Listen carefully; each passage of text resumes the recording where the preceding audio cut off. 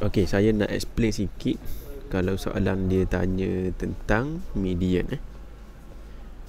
Okey, soalan tanya tentang median.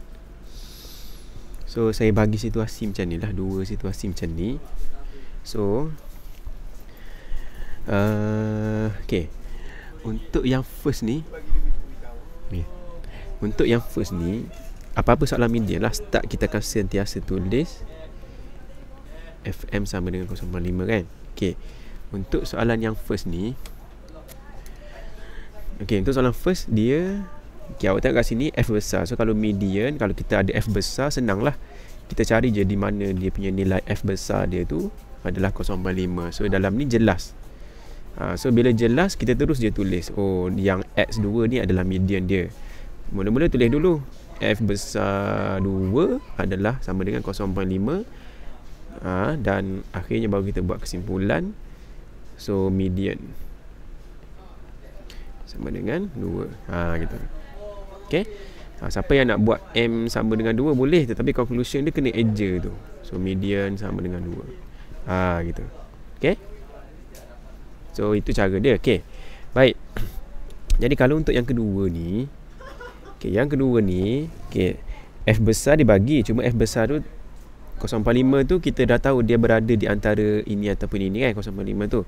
Tapi kita pilih nilai X yang mula-mula touch 0.5, iaitu 2 lah. So median dia 2 juga dalam kes kita ni. Sebab kalau satu dia belum sampai 0.5. Okay. So, macam mana kita nak tulis? So starting sama, FM sama dengan 0.5. Okay, bila macam tu, kita pun macam mana nak tulis untuk dapat markah? Awak tulis dulu yang belum sampai 0.5 tu. So F apa? F1, tulis dulu 0.4. Okay, dan awak tulis yang ini belum sampai 0.5 kan. So bila belum sampai 0.5, buatlah less than 0.5. So masih kecil dari 0.5. So nilai yang 2 ni, ni yang start lebih daripada 0.5. So F2 sama dengan 0.6. Itu lebih daripada 0.5. Okay. So dalam step awak, yang ini penting ni. Ni adalah markah untuk step. So kena buat dua-dua ni dulu. Okay. And then baru akhir sekali kita buat kesimpulan. So median adalah sama dengan 2. Ataupun nak tulis macam tadi lah, boleh juga. Nak tulis macam tadi, tulis M sama dengan 2 dulu, and then baru buat conclusion median sama dengan 2. Okay. So dua soalan yang berbeza cara kita nak menulis jawapan dia. Okay, berbeza. Bentuk macam ni straightforward, so tak ada masalah.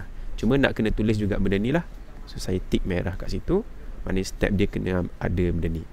Kalau soalan jenis yang kedua ni, kedua-dua baris step ini kena ada, and then baru kita buat conclusion dia. Dan mesti ada tanda less than or greater than. Kena ada ni. Less than 0.5, greater than 0.5, barulah kita buat conclusion dia.